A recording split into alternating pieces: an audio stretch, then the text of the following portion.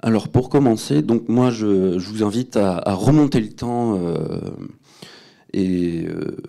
jusqu'au Moyen Âge, jusqu'au XIIe et XVe siècle, au cœur du Massif des Morts. Donc je vais vous présenter le résultat de mon travail sur la céramique sortie lors des fouilles du fort Fresnay.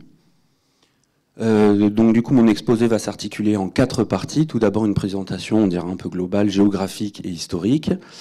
Un point méthodologique sur l'archéologie et surtout sur la spécialité de la céramologie qui est un petit peu particulière. Les résultats en eux-mêmes de la céramique avec les céramiques locales, régionales et les importations.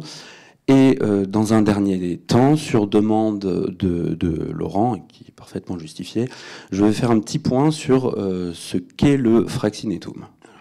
Donc le fort Fresnay, le site que j'ai étudié, est situé dans le cœur donc, du Massif des Morts, sur la commune de la Garde-Fresnay. Donc le Massif des Morts, c'est, comme vous le savez, une chaîne de montagnes au relief accidenté qui s'étend sur à peu près une soixantaine de kilomètres du nord-est au sud-ouest, avec une altitude moyenne d'environ 400 mètres. Elle est délimitée au nord par la dépression permienne de la plaine du Vidauban, et elle borde la mer Méditerranée et la vallée de l'Argence.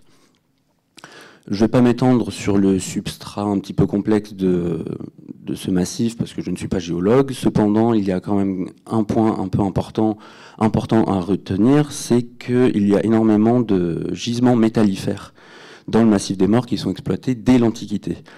Au Moyen-Âge, dès le XIIe siècle, il semble que les pouvoirs régionaux se soient lancés dans la prospection minière et dans l'exploitation des filons. Un texte mentionne l'existence d'une importante mine de plomb argentifère située au Baumettes au XIIIe, XIVe siècle. Et plus tard, dans la période comprise entre 1430 et 1540, on observe un nombre croissant d'actes autorisant cette prospection minière et cette exploitation, principalement dans le Massif des Morts. Alors je vous parle de ça puisque en fait les minerais qui vont être exploités, c'est le plomb argentifère. Le problème, c'est que l'argent est de très mauvaise qualité dans le Massif des Morts, et ça va être surtout le plomb qui va être utilisé pour réaliser en fait la base de la glaçure, ce qu'on appelle l'alkifou. C'est-à-dire qu'on va prélever donc le plomb, la galène argentifère, par broyage, flottation, filtrage, etc. On va séparer les matériaux, on va broyer donc le minerai de plomb et on va le mélanger à de la frite de verre, donc à du verre pilé et à de l'eau, et on va obtenir ainsi la base de la glaçure. C'est assez important puisque normalement les potiers provençaux, pour faire leur glaçure, vont importer leurs matières premières d'Espagne, notamment de Catalogne. Or, ici, dans le Massif des Morts, ils auraient la possibilité d'avoir cette matière première sous la main directement. Voilà. Donc ça serait un atout pour les potiers locaux. Alors, petite présentation du site. Le castrum de la Garde, donc je vais utiliser souvent le mot castrum. Alors, très rapidement, hein, très simplement, un castrum, le mot castrum vient d'un mot latin renvoyant soit à une résidence seigneuriale, pour faire simple, soit à un village lié à cette résidence seigneuriale, soit au territoire et aux droits qui y sont afférents. Pour faire simple. Donc le castrum de la Garde est juché donc, sur un piton rocheux situé à peu près 450 mètres d'altitude, qui est ici entouré en rouge. Il surplombe le col de la Garde, donc c'est bien un point de contrôle du territoire, et il surplombe également la plaine du Vidauban. Il se développe sur environ 3000 mètres carrés, donc on a le plan ici du site. Il est constitué donc d'un habitat sommital avec le logis seigneurial, qui est ici, qui se développe là.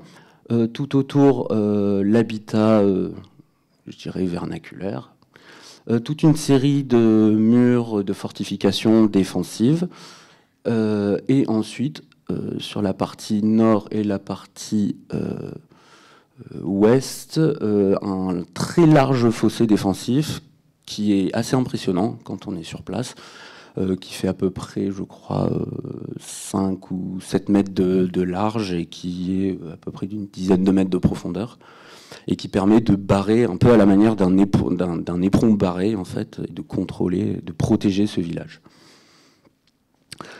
Alors bon, je ne suis pas historien, donc je vais planter un décor historique assez rapide, simplement pour vous resituer le site. Donc, la première mention du château, donc du castrum des Gardias, apparaît dans l'enquête des droits et revenus du comte de Provence Charles Ier d'Anjou, enquête réalisée entre 1246 et 1252. Au XIIIe siècle, et probablement au début du XIVe siècle, le castrum est régi par plusieurs pouvoirs. Un petit peu la liste, voilà. Par plusieurs pouvoirs. Tout d'abord la famille des Iras, descendants des vicomtes de Marseille. On a une seconde famille noble, les Villeneuve ou Villanova. Et on a un troisième pouvoir qui possède des biens fonciers sur le territoire, sur le fief même de la garde de ce castrum. Donc ce troisième pouvoir, c'est le chapitre de la collégiale de Pignon. On voit ici donc différents seigneurs laïcs ou ecclésiastiques qui exercent et partagent alors leurs droits seigneuriaux sur un même espace. Au début du XIVe siècle, le site compte 35 feux. Alors, feux fiscaux, donc ça c'est lié à l'imposition féodale. Il faut faire très attention avec ces feux parce qu'ils permettent de faire de la paléodamographie, mais bon, il faut revoir les chiffres. En gros, avec 35 feux, on peut estimer, si chaque feu correspond à 4 ou 5 personnes, qu'on aurait 140 à 175 habitants. Ceci dit, il faut revoir ces chiffres à la hausse. Il faut faire extrêmement attention à ces dénombrements qui sont même plutôt des estimations plutôt que des chiffres exacts, puisque les feux concernent uniquement les gens qui sont imposables. Donc, ni le clergé, ni les indigents, ni les nobles. Donc, on commence à perdre pas mal de monde. Ni des communautés qui sont exemptées d'impôts, etc., comme des mineurs, par exemple. Alors, ensuite, donc, on sait qu'à la fin du siècle, en 1394, le castrum des Gardias commence à être progressivement délaissé. On assiste à un glissement progressif de la population vers le pied de l'éperon rocheux et à l'établissement d'un bourg à l'origine du village actuel. La garde possession alors de Jean de Pontevès, qui est un seigneur d'une puissante lignée provençale, possède donc à cette période le château. Excusez-moi, voilà, je perds mes notes. Donc à cette époque-là, le village est constitué, ou semble être constitué en fait de deux pôles. Le château et son village fortifié qui est perché en haut, et probablement le bourg qui descend en bas. En 1490, l'habitat perché semble largement abandonné et la majorité de la population est établie en contrebas dans le village actuel. La dernière occupation du site correspond au passage de bandes armées qui s'y retranchent pendant quelques mois lors des guerres de religion. Et cette occupation est définitivement mise fin en 1589 par le maréchal de la Valette qui détruit définitivement ce castrum.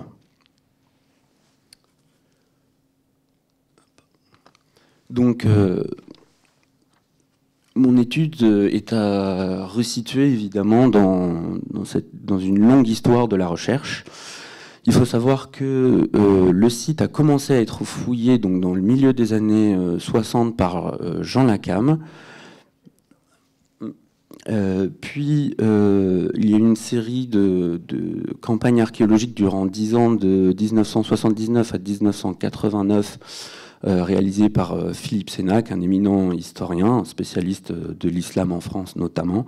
Et en fait, ces deux chercheurs, ces deux fouilleurs cherchaient des preuves, cherchaient à fouiller ce site pour savoir si on avait ici le Fraxinetum, dont je vous parlerai plus tard. En 1982, on a les premières analyses du mobilier céramologique réalisées par Gabriel Démiens d'Archambault, qui a fondé l'archéologie médiévale dans le sud de la France et qui a fondé le LA3M, l'AM à l'époque, accompagné de Lucie Valory et de Maurice Picon. Donc à cette époque-là, ils ont fait des analyses pétrographiques dont je vous parlerai.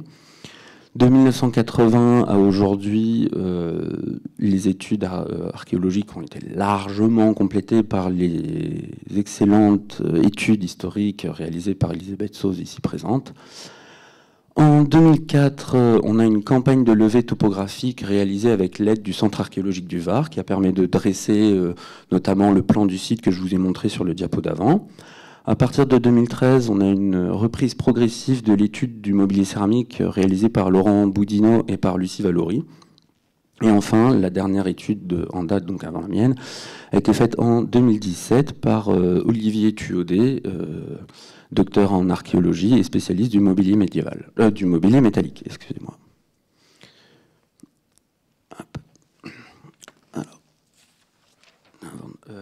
Donc en fait, moi,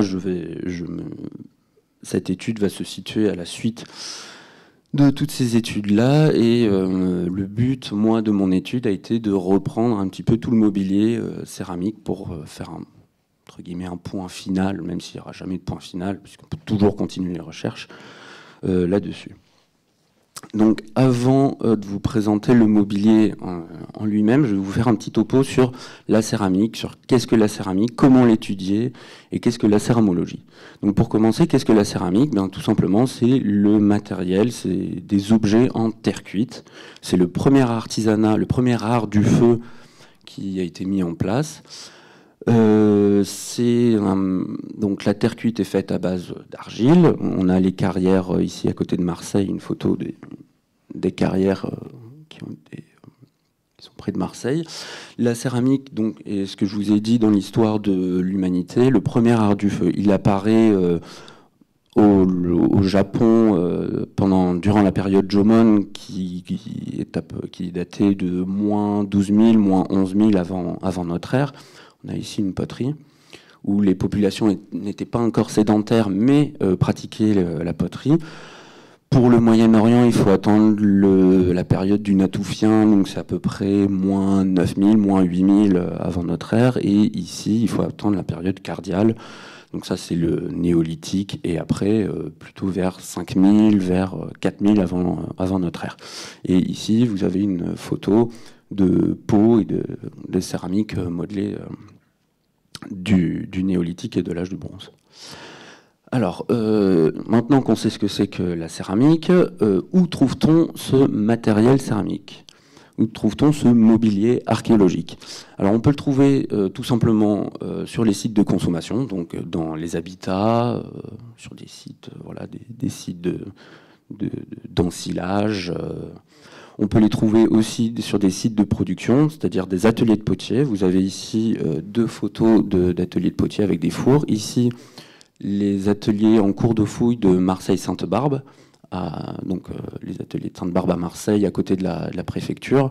Et ici, c'est un four qui a été fouillé, qui a été mis au jour, je crois, à Valence, en Espagne.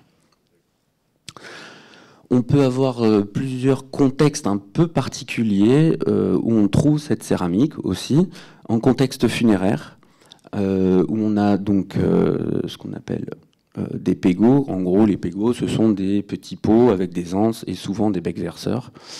On va déposer en offrande ces pots à l'intérieur de la tombe au moment des funérailles. Ces pots sont soit remplis de charbon ou de braise qui permettent de faire brûler de l'encens, soit de l'eau bénite, etc. On peut aussi retrouver des céramiques architecturales, soit dans l'intrado des voûtes, donc pour remplir en tas de charge une voûte, soit en pots acoustiques comme vous voyez ici et qui permettent en fait qui servent en fait de caisse de résonance et qui sont souvent situés dans le cœur des églises. Et on peut avoir d'autres céramiques qui sont purement décoratives, elles, que l'on appelle les bacchini, qui sont souvent sur les façades des palais municipaux, soit des églises, etc. Et ça, c'est une tradition décorative qui vient des terres d'islam et qui sont souvent reprises aussi en Italie, en Sicile et en Italie du Nord. Alors, pourquoi étudier la céramique? Qu'est-ce que ça va nous apporter? Alors, tout d'abord, en premier lieu, que ça soit en fouille programmée, comme en fouille préventive, ça va être la chronologie. C'est-à-dire qu'on va fouiller un site et le responsable d'opération, le chef de l'opération, va demander au céramologue de quand date tel vestige, telle couche, etc. Donc là, il va y avoir un échange entre le céramologue, les autres spécialistes et le responsable de l'opération. Avec la céramique, on peut aussi étudier la technologie. Je vous ai parlé donc d'apparition de la céramique, de céramique modelée. On va avoir la céramique tournée, etc. Par exemple, à l'époque romaine, lors de la transition entre la période gauloise, l'âge du fer final, et la période antique, on va avoir la diffusion des céramiques tournées. On peut avoir au niveau de la technologie, on a l'apparition de l'engobe, on a l'apparition de la glaçure, etc. Ça, je vous en reparlerai plus tard. On peut étudier aussi l'économie avec les courants de diffusion, les phénomènes de diffusion de la céramique, par quel chemin elle passe, les phénomènes de concurrence entre différents ateliers, etc. Et on peut étudier évidemment la société de façon plus large, notamment l'art culinaire, dont on a parlé en fin de matinée, qui mange quoi et dans quoi, donc par rapport aux ustensiles. On peut aussi essayer de caractériser un site, lui donner une caractéristique socio-économique, même si c'est assez complexe. S'il y a beaucoup d'importations, on a peut-être des populations plus aisées, plus riches, etc. Alors, une petite définition simple de la céramologie. La céramologie, c'est une spécialité de l'archéologie, c'est-à-dire que le céramologue reste un archéologue, reste un agent de terrain. Donc c'est la spécialité de l'archéologie consistant en l'étude du mobilier en terre cuite, tout simplement. Donc, le mobilier, ça peut être une assiette en faïence de moustier, comme une amphore romaine ou une marmite médiévale. Comment étudier la céramique? Donc en fait, ça va être à partir des données du terrain. Lorsque l'on fouille, on fait ce qu'on appelle, comme en géologie, de la stratigraphie. Une étude stratigraphique, c'est-à-dire c'est l'étude de l'empilement, de l'enchaînement des couches les unes sur les autres. Plus on regarde loin, plus on regarde loin dans le temps. C'est exactement comme dans l'univers. Plus on regarde les étoiles qui sont loin, plus on regarde loin sur la timeline. Et ici, c'est pareil. Plus on est au fond, dans les niveaux profonds, plus on regarde loin. Généralement, le mobilier archéologique est toujours associé, le mobilier céramique est toujours associé à d'autres types de mobilier, notamment les monnaies. C'est comme ça qu'on a fait les premières chronotypologies. On trouvait une céramique et on trouvait à côté une monnaie. Les monnaies étant gravées, étant assez bien connues, et on a tout simplement l'inscription. On considère que la céramique qui est posée à côté de la monnaie date à peu près de la même période. Et donc du coup, on peut établir une chronologie relative. Donc ça va pas être, on ne va pas donner une date précise, on va plutôt donner une fourchette de temps qui peut être plus ou moins longue, plus ou moins précise. On a pour, par exemple, la période grecque, on peut être précis sur certaines productions, sur certaines figures noires, on peut être précis à 20 ans près. Pour certains types de céramique, comme les sigillées sud-gauloises que vous avez ici, on peut être précis quasiment à 5 ans, 10 ans près. Alors que pour d'autres céramiques que l'on connaît moins, comme les céramiques pour certaines périodes, notamment pour le haut Moyen-Âge, là on va être précis au demi-siècle, voire au siècle près. Alors, donc du coup, comment étudier ce mobilier? Une fois qu'il a été prélevé, qu'il est sorti du chantier de fouille, le mobilier est systématiquement identifié par un numéro donc, de couche stratigraphique, puisqu'il faut qu'il y ait impérativement un lien extrêmement précis entre le mobilier et les couches archéologiques. On va laver le mobilier céramique à l'eau, tout simplement. On va faire un tri, une identification. Donc là, bon, ça c'est une photo dans le feu de l'action quand je travaillais à l'INRAP. Et là, c'est donc des photos du mobilier de la garde freinée étalées au dépôt archéologique à Aix-en-Provence. Et en fait, tout l'art, j'allais dire, de la céramologie réside dans ce tri et dans cette identification qui est assez complexe. Alors on va trier par forme, on va trier par pâte, on va trier par type d'argile, par décor, etc. On va faire aussi ce qu'on appelle du remontage, c'est tout simplement du collage pour essayer de remonter, d'avoir des formes les plus entières possibles, puisque là on voit très rapidement qu'on n'a que des fragments qui sont assez petits. Donc pour pouvoir identifier une forme, si elle est complète, ça va être quand même plus facile. Ensuite, on va faire un dénombrement, un comptage, et là, ça peut être assez compliqué. On a un comptage assez basique qu'on appelle un comptage en nombre de restes, nombre de fragments. Voilà. On va tout simplement dénombrer les tessons un par un, les fragments un par un. Donc ça, c'est un comptage qui est objectif. On peut comparer en fait différents sites les uns les autres. Ça, il n'y a pas de souci. Et après, on a d'autres comptages qui sont plutôt des estimations et qui permettent de nuancer en fait. Ces comptages. Alors tout simplement, je vous explique. Par exemple, on a une cruche qui va être brisée en 15 fragments. On va compter donc en nombre de fragments 15. Et par contre, si on a une cruche qu'on arrive à recoller ou à reconnaître en entier, on va avoir une cruche pour 15 fragments. Donc là, on voit très bien que quand on fait des statistiques, parce que ça va être l'étude statistique va être extrêmement important en céramologie, on va avoir des résultats qui vont être complètement différents selon le taux de fragmentation en fait, du mobilier. Si on a un mobilier qui est très fragile et qui est très fragmenté, forcément les statistiques vont beaucoup bouger. Et on va avoir une approche différente, un discours différent sur ce mobilier. Ensuite, donc l'étude céramologique est documentée par un ensemble de dessins et de photos. Le dessin en céramologie se fait avec plusieurs outils un petit peu particuliers. Cet outil qui est toujours d'ailleurs utilisé par les sculpteurs ici, que l'on appelle un conformateur, qui va permettre de mouler en fait et de réaliser un profil. Ici, nous avons donc le diamétron qui permet de mesurer tout simplement le diamètre, alors soit du bord, soit du fond, soit le diamètre maximum. Outil indispensable du céramologue, la pince coupante, puisqu'effectivement il faut faire attention au mobilier, il ne faut pas le casser, il faut le laver, il faut être soigneux. Bon, quand on est céramologue et quand on travaille sur le mobilier, en général on a tendance à le casser, alors pas non plus de façon abusive, mais on a tendance à faire à faire des cassures fraîches pour vraiment observer la matière à cœur, pour pouvoir faire ce qu'on appelle des tessonniers, pour faire des inventaires, pour observer en fait la matrice de l'argile sous loupe binoculaire, sous tout simplement loupe compte fil, sous microscope. Alors moi je vais vous présenter pas mal de planches, donc pour vous expliquer un peu ce qu'est une planche, comment se présente en fait une planche de céramologie. C'est simple, c'est un dessin industriel, en gros, c'est des techniques de dessin industriel que l'on utilise, alors avec une photo pour avoir de la couleur, qui est assez important de mon point de vue. Ici, le diamètre. Ici, donc, nous avons le profil en noir, ici, la coupe, en fait, tout simplement.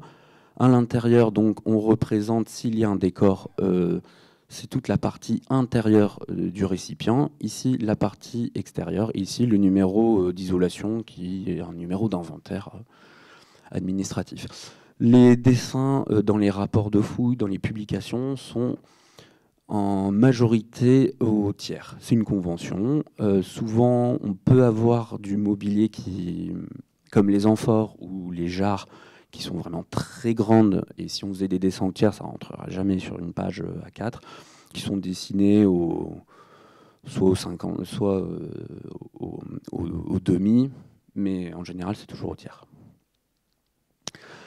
Ensuite, donc, une fois l'étude réalisée, on rédige un rapport de fouille, donc quand on est dans le préventif ou même quand on travaille dans le CNRS ou à l'INRAP, on rédige donc des rapports de fouille. On fait accompagné de textes et de planches. Donc là, vous voyez, ça paraît maintenant un peu plus clair avec ici les décors à l'extérieur, ici les photos, etc.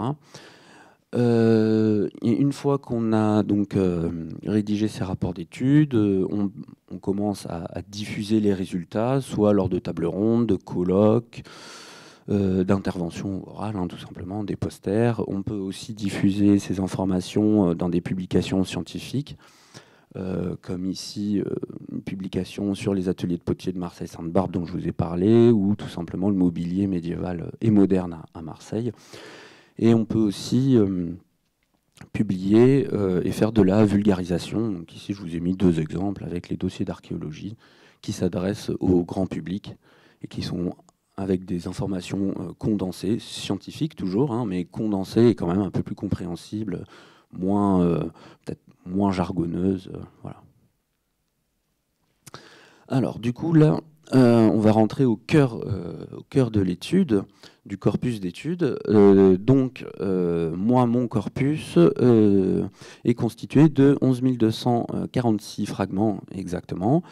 La plupart de ces fragments sont médiévaux.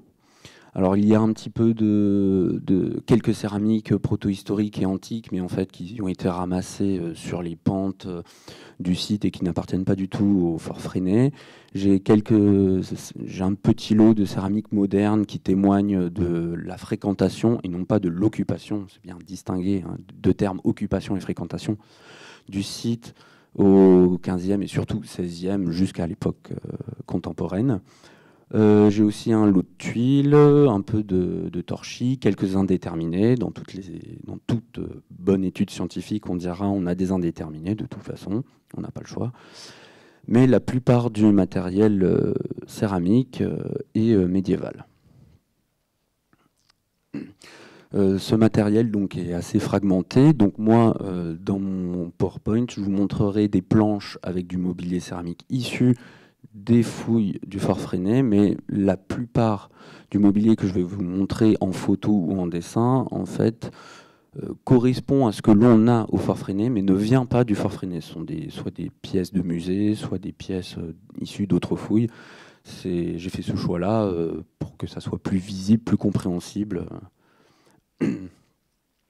Alors l'objectif de cette étude est de documenter la consommation donc, des occupants du site, tout simplement, de faire une première approche globale des productions locales varoises, et pas que d'ailleurs, vraiment faire une première approche globale de ce site.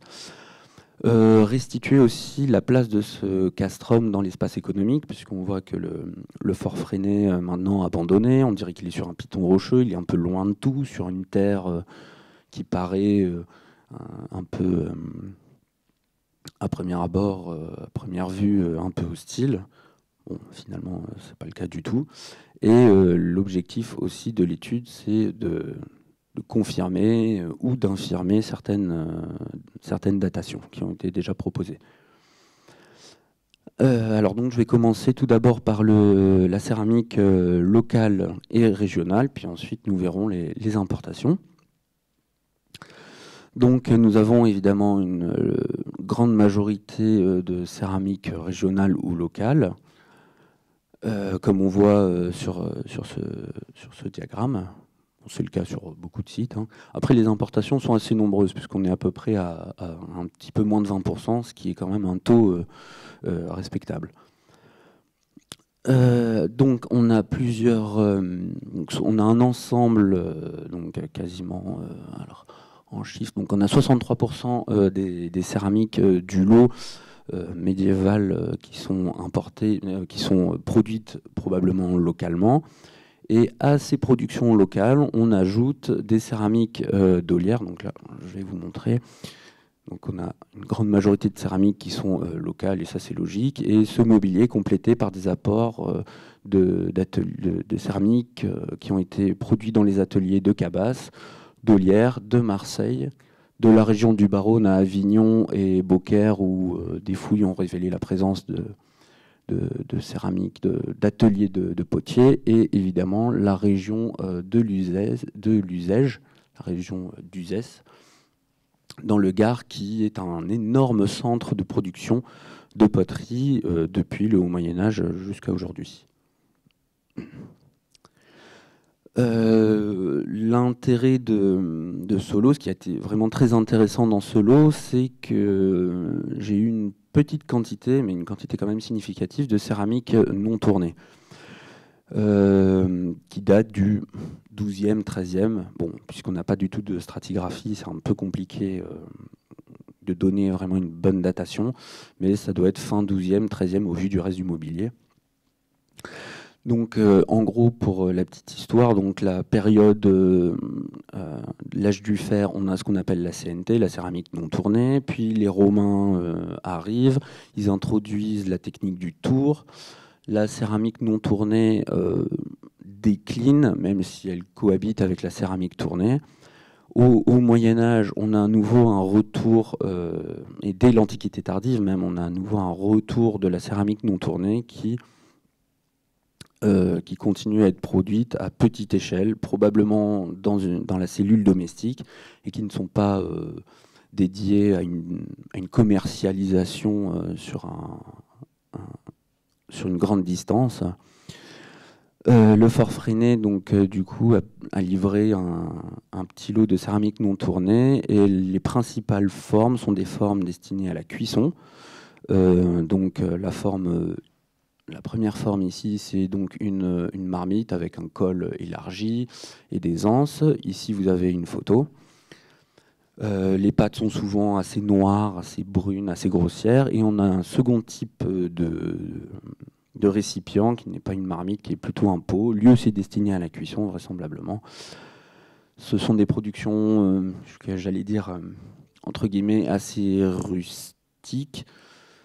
Mais bon, elles ont le mérite d'être là, et surtout, si elles ont une diffusion locale et qu'elles sont produites et destinées à la cellule familiale, ça veut dire qu'elles ont été réalisées dans des argiles locales, et ça veut dire que ces céramiques-là sont forcément locales. Donc elles vont nous aider en fait à comprendre les productions locales, puisque le but du jeu étant de faire des prélèvements, je vous ai dit, avec les pinces, etc. On va faire des prélèvements sur ces céramiques non tournées. On va dresser une carte d'identité de ces céramiques-là, avec des éléments géologiques particuliers, et on va les identifier. On va essayer de voir si on les retrouve dans des céramiques qui sont, elles, tournées et un peu mieux connues. Et si on les retrouve dans les céramiques à pâte grise que je vous présenterai plus tard et à pâte rouge, ça veut dire que les céramiques à pâte grise et à pâte rouge ont la même origine que les céramiques non tournées, et donc ce sont des productions locales, du massif des Maures ou du massif de l'Estérel ou de la haute ou de la basse vallée de l'Argence vers Fréjus ou pas. Donc je vous ai parlé des céramiques à pâte grise locale. Donc, les planches ici et là sont des planches de mobilier issues du Fort Freinet, alors qu'en haut, on a une photo de Pégot, et ici des dessins de Pégot de la nécropole de Notre-Dame-du-Bourg à Digne. Les céramiques à pâte grise locale sont constituées donc de pégots que vous voyez ici, qui sont des petits vases qui, avant d'être retrouvés en milieu funéraire, sont destinés à la cuisson, de préparation des sauces, préparation de portions individuelles. On a énormément de marmites que vous voyez ici, à fond bombé, qui vont directement soit sur les cendres, soit sur un trépied, soit peut-être éventuellement accrochées à une crémaillère au-dessus du foyer. Des marmites assez simples, avec des anses horizontales, avec certaines fois des décors, qu'on verra un peu plus tard. Et on a, à côté du pégot et de la marmite, qui occupe vraiment une place extrêmement importante dans les séries de céramique à pâte grise, on a quelques jattes, quelques coupelles, quelques éléments liés à la préparation des repas.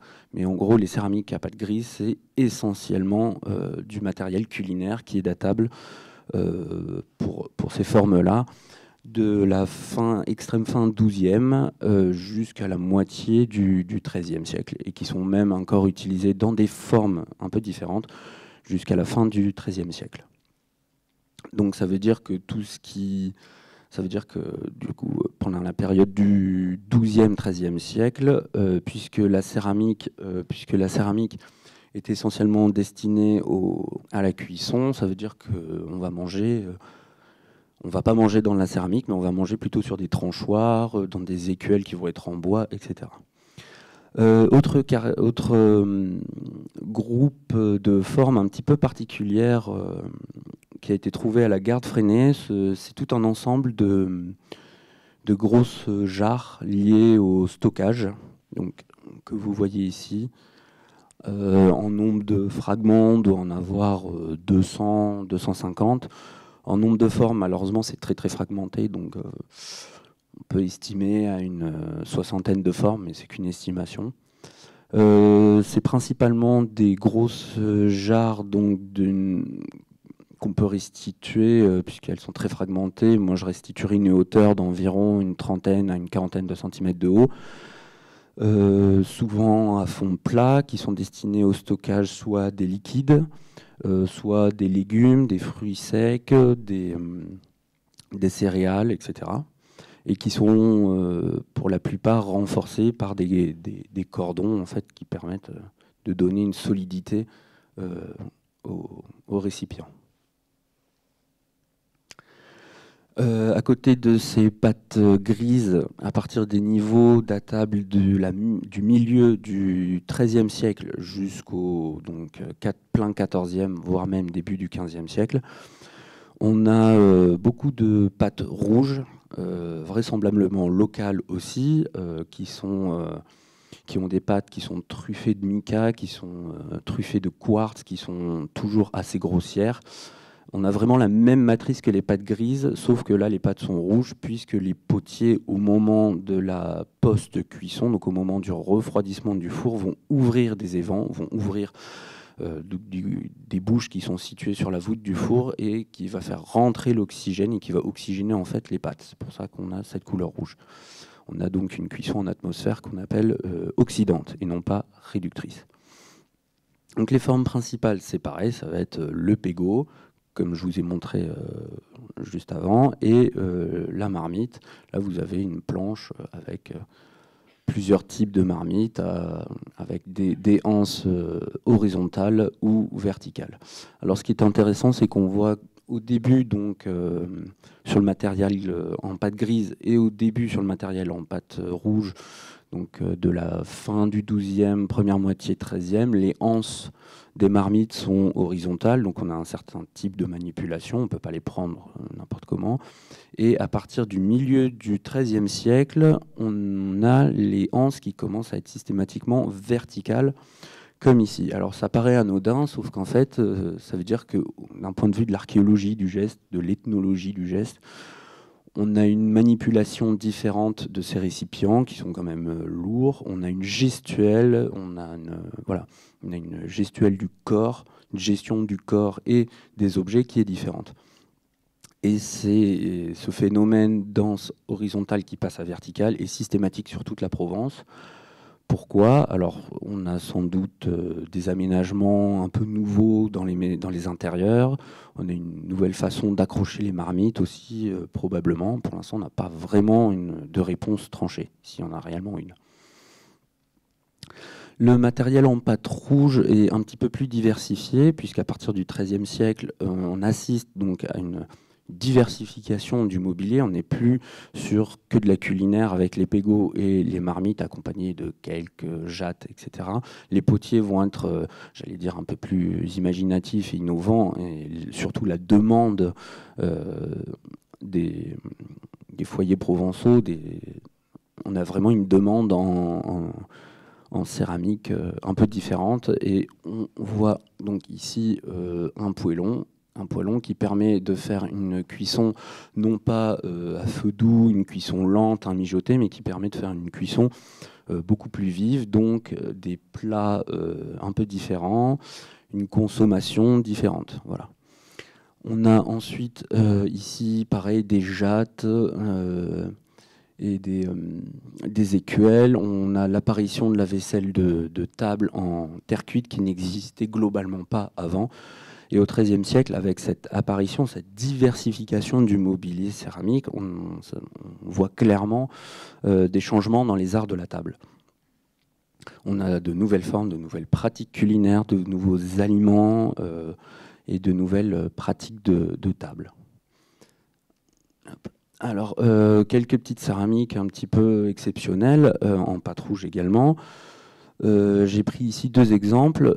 Ici, un fragment absolument minuscule qui correspond en fait à l'embouchure d'une trompe d'appel. Alors, une trompe d'appel, c'est en gros un corps de chasse qui est utilisé, comme vous le voyez ici sur cette miniature du livre de chasse de Gaston Phébus, ici accroché au baudrier, qui permet aux chasseurs, comme aujourd'hui à la chasse à courre, de communiquer. On pense que ces trompes d'appel sont aussi utilisées, pourraient être utilisées par les bergers pour communiquer d'une vallée à l'autre, et plus certainement utilisées dans le cadre militaire, dans la surveillance des portes, des tours, ou même au combat, pour la transmission des ordres, etc. Et ces trompes d'appel sont assez intéressantes puisqu'on les retrouve quasiment exclusivement sur des sites à vocation élitaire. En bas, on a un petit fragment correspondant à un pied griffu, ici, sur un socle.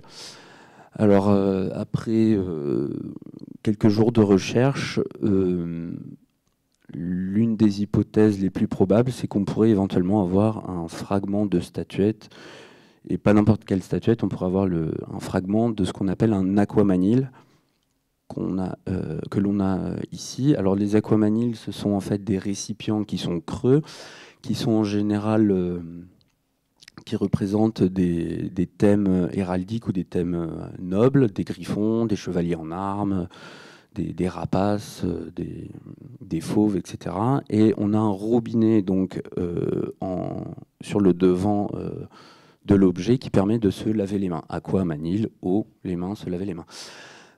Souvent, ces objets sont en métal. Souvent, ce sont des métaux précieux. Et là, on pourrait éventuellement avoir un exemplaire en terre cuite. À côté de ces céramiques donc locales du Massif des Maures, ou vraiment de la région du Massif des Maures, on a un apport un peu plus lointain de cabasses et d'olières, avec donc là. Ça, c'est une planche de céramique issue donc du Fort Freinet, et le reste, ce sont des photos que j'ai prises chez un archéopotier. Donc, les céramiques sont quasiment identiques dans leur forme et dans leur utilisation. On a donc ici, là, on voit très bien des pégots, types de pégots à fond plat assez différents. Ici, des types de marmites, pareil, du fin 12e, 13e siècle. Je vais vous parler des décors. Ici, on a les décors qu'on appelle à la molette, avec la molette en céramique que l'on va imprimer sur la pâte encore fraîche, texture de cuir, et qui va donner des décors que vous voyez ici et que vous voyez ici. On retrouve donc la marmite, le pégot, et on retrouve un peu, notamment pour les ateliers d'olière, quelques pichets qui servent à la distribution de l'eau et du vin, quelques plats, des écuelles pour le service de table, des jattes, ici pour les préparations culinaires, trempage de légumes, préparation de la pâte, des semoules, etc. Ensuite, donc, on a une grande quantité de céramique d'usage aussi qui est... donc, les céramiques d'usage sont, si je me rappelle bien, le deuxième apport, en plus des céramiques locales, au Fort Freinet. Donc les céramiques de type usage sont des céramiques donc, qui viennent du Languedoc actuel, qui sont de très très très bonne qualité, même à l'époque, qui sont revêtues d'une glaçure, d'un vernis. C'est la même chose, donc c'est une couverture vitrifiée que vous voyez ici, là. Les ateliers de l'usage vont diffuser des pégots, des marmites, pareil, toujours ce mobilier typiquement provençal de la fin du Moyen-Âge, des jattes ici que vous voyez qui servent aux préparations culinaires, des différents types de pichets. Alors, ces céramiques de type usage sont réputées à travers toute la Provence, tout le Languedoc. Elles voyagent également en Catalogne, on en retrouve en Ifriqiya, on en retrouve en Sicile et on en retrouve jusqu'à Acre, en Terre Sainte. Elles sont de tellement bonne qualité qu'elles se diffusent vraiment aux quatre coins de la Méditerranée. Et ce qui est intéressant, c'est qu'on a un texte qui est très connu, qui nous rapporte qu'au XIVe siècle, la communauté des potiers de la région de l'Uzège fait un don de marmites à l'évêque de Fréjus. Donc l'évêque de Fréjus possédait des céramiques, des marmites de l'Uzège. Et dans le texte, on précise bien, déjà on les inventorie, ça veut dire qu'elles ont un prix assez conséquent pour être inventorié par un notaire. Et l'évêque de Fréjus mentionne bien qu'il est attaché à ces poteries et qu'elles sont de très bonne qualité. Donc je vous ai dit que les potiers provençaux produisaient essentiellement des céramiques à vocation culinaire, en plus de quelques pichets.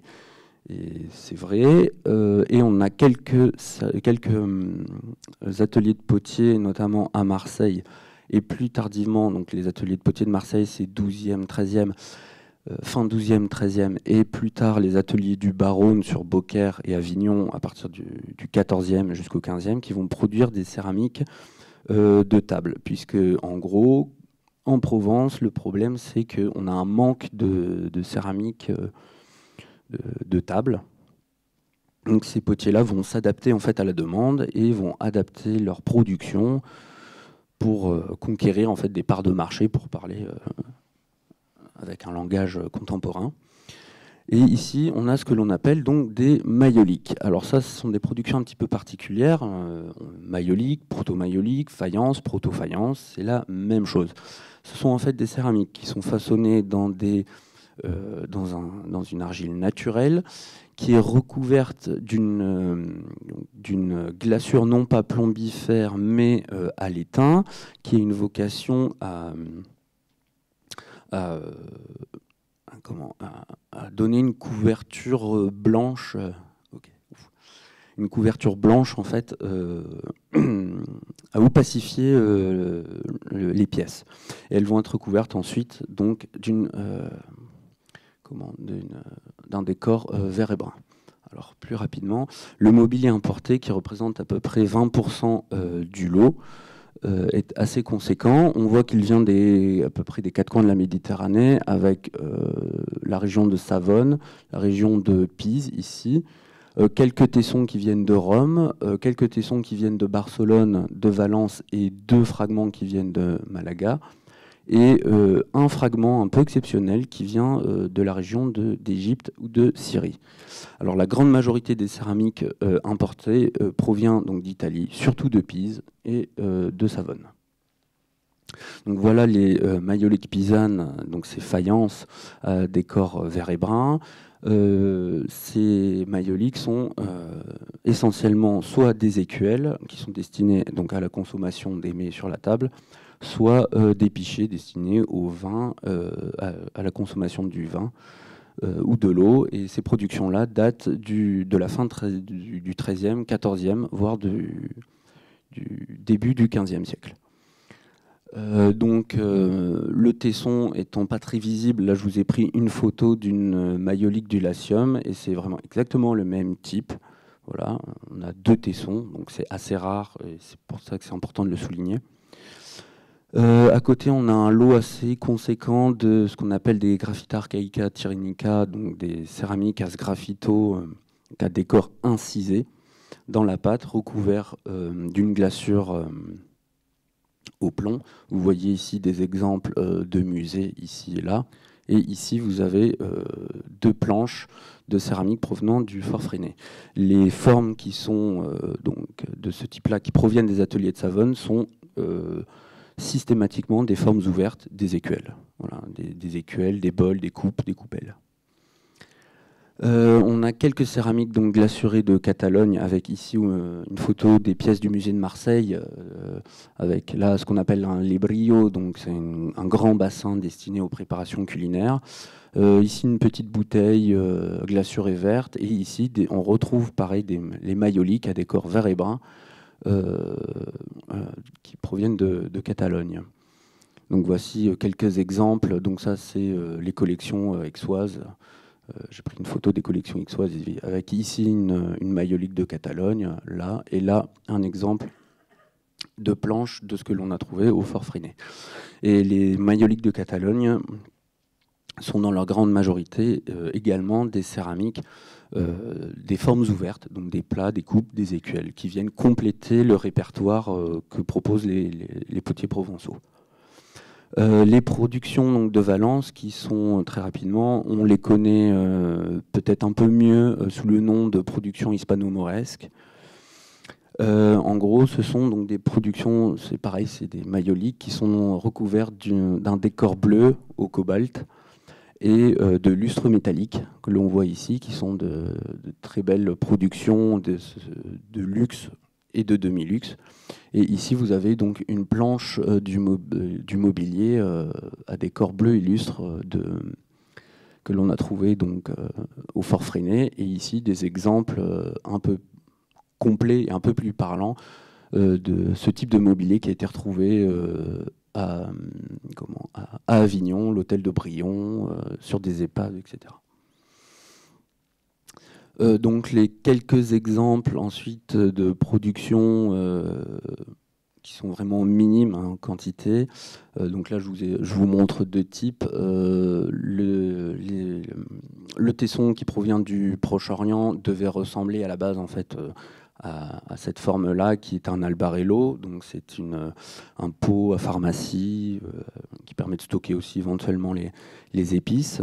Sauf que le tesson étant grand comme l'ongle du pouce, il n'y a aucun intérêt à le montrer ici sur le PowerPoint. Et on a aussi des culinaires, des céramiques culinaires plus ou moins tournées, plus ou moins modelées, de plutôt bonne qualité, qui proviennent sans doute de la côte Ligure. Alors pareil, le tesson étant tout petit, j'ai préféré vous montrer des formes que l'on a retrouvées à Marseille. Voilà, ce sont des grandes jattes. Alors, du coup, on voit ici que ce mobilier est assez diversifié. Le mobilier importé montre les différents circuits économiques, montre que le castrum de la gare de Freinet, certes, est perché sur un éperon, mais n'est absolument pas isolé du tout du reste de la Provence, puisqu'on a l'ancienne voie aurélienne qui passe dans la dépression permienne, dans la plaine du Vidauban. Les populations qui sont dans le massif des Morts n'ont aucun souci à s'alimenter, soit dans le golfe de Saint-Tropez, soit plutôt vers le Luc, en produits céramiques et puis aussi en produits agricoles et autres. Le massif des Morts n'est absolument pas isolé, et les courants commerciaux, il est complètement intégré en fait dans l'économie régionale. Alors, très rapidement, au niveau des datations, donc le Fort Freinet, c'est les céramiques les plus anciennes du Fort Freinet, les céramiques médiévales les plus anciennes du Fort Freinet sont datables de la fin du XIIe, et les céramiques les plus tardives du Fort Freinet sont datables du milieu XVe, on dira, pour vraiment l'occupation en elle-même, puisque la fréquentation ensuite dure jusqu'à quasiment aujourd'hui. Donc on voit très bien qu'on a ici absolument pas de haut Moyen-Âge, donc on n'a absolument pas de fraxinetum.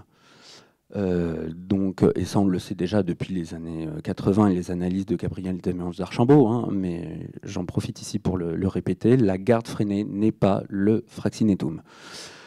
Donc très rapidement, alors le fraxinetum, c'est un établissement donc, qui est présent dans le Freinet, en français, fraxinetum en latin, fraxini en arabe, Jebel al-Qilal en arabe aussi, qui date de la fin du 9e, donc vers 880, et qui est ensuite détruit en 972-973. Au niveau du contexte historique, politique, économique, il n'a absolument rien à voir avec ce castrum du second Moyen-Âge. En fait, là, on est dans le haut Moyen-Âge. On est le Fraixinet est un avant-poste qui permet de contrôler un espace maritime, en fait. Alors voilà, le Fraixinet, donc ici dans la carte un peu de la Méditerranée, le Fraixinet, donc on a du mal à savoir réellement ce que c'est. Le Fraixinet, c'est à la fois la région qui est au pied du massif des Morts et qui s'étend de Hyères jusqu'à Fréjus. C'est aussi à la fois peut-être un établissement, mais on a vraiment beaucoup de mal. Les textes, voilà, on n'en sait pas grand-chose. Les rares choses que l'on sait, c'est que c'est potentiellement un établissement qui dépend du califat omeyyade de Cordoue. C'est potentiellement un avant-poste qui permet de faire une projection de force, pour parler avec un langage actuel, vers l'intérieur de la Provence, puisqu'il faut savoir qu'au 9e, 10e, 11e siècle, on a une lutte pour le contrôle de la Méditerranée, une lutte entre les pouvoirs islamiques et les pouvoirs byzantins. La Méditerranée est politiquement complètement morcelée. On a un phénomène de piraterie sarrasine, entre guillemets, en gros de la piraterie, pas que sarrasine d'ailleurs. On a énormément d'incursions à l'intérieur des terres de la part des troupes arabes, entre guillemets, voilà, parce qu'on ne sait même pas qui était réellement dans le Fraixinet.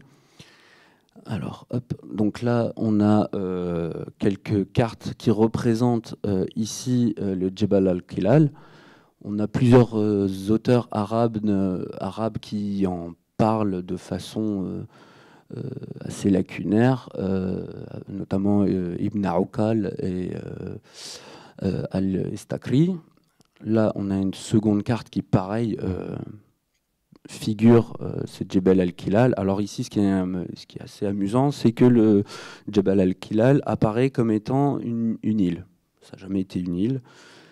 Pourquoi ça apparaît comme ça? Bon, c'est peut-être une fantaisie du géographe. Bon, à voir. On a aussi les sources latines qui en parlent, puisque je vous ai dit que Fraxinetum, c'était le terme latin qu'on trouvait dans les textes latins. Donc ces sources latines sont plurielles. On a les annales, donc ce sont des textes qui résument, en gros, pour faire simple, les événements qui se sont passés dans une année. On a les sources hagiographiques et on a les sources du quotidien, les chartes. Ici, je vous ai mis un portrait de l'abbé de Cluny, l'abbé Mayol, puisqu'il a été capturé dans les Alpes en juillet 972, si je me rappelle bien, par des troupes sarrasines, normalement. Voilà. Après, effectivement, c'est une légende, mais qui est intéressante puisque on voit que cette légende rapporte aussi un phénomène de captivité qui, lui, a réellement existé, en fait. Les troupes sarrasines qui étaient au Fraixinet étaient présentes là pour, non pas dans une guerre de conquête, puisque dans le sud, puisqu'en Provence, on n'est pas dans le Dar al-Islam, on est dans le territoire de la guerre, al-Harb. Les troupes qui étaient présentes ici étaient en partie basées ici pour faire des razzias, pour faire des rapines, pour faire des captures et pour rançonner. Mais après, il y a aussi une deuxième interprétation de ce Fraixinet qui est un peu plus contemporaine et sur laquelle Catherine Richardet travaille. Le Fraixinet est aussi un camp, un point, un mouillage peut-être, qui est plutôt à restituer dans un commerce global de la Méditerranée. On n'est pas là que pour de la violence. C'est un peu comme le phénomène viking finalement dans le nord de la France, où oui, on va taper dans une abbaye, mais on va faire du commerce aussi. Et on va taper dans cette abbaye parce qu'on sait qu'on a des richesses et on est renseigné aussi pour comment y aller, à quelle date taper. Donc c'est pas de la piraterie aveugle, brutale, sourde. C'est beaucoup plus complexe que ça. Il faut savoir aussi que des gens du Fraixinet se sont mariés aussi avec des filles de la noblesse provençale locale, que les troupes du Fractinet se sont alliées, plus ou moins. Après, c'est les hypothèses qui sont en cours. Et après, du coup, pour le mobilier archéologique, on a retrouvé donc 4 épaves, les épaves sarrasines, avec du mobilier, donc les épaves sarrasines qui datent du Xe siècle, dans lesquelles on a retrouvé du mobilier céramique, on a retrouvé de la dinanderie, on a retrouvé des jarres, énormément de jarres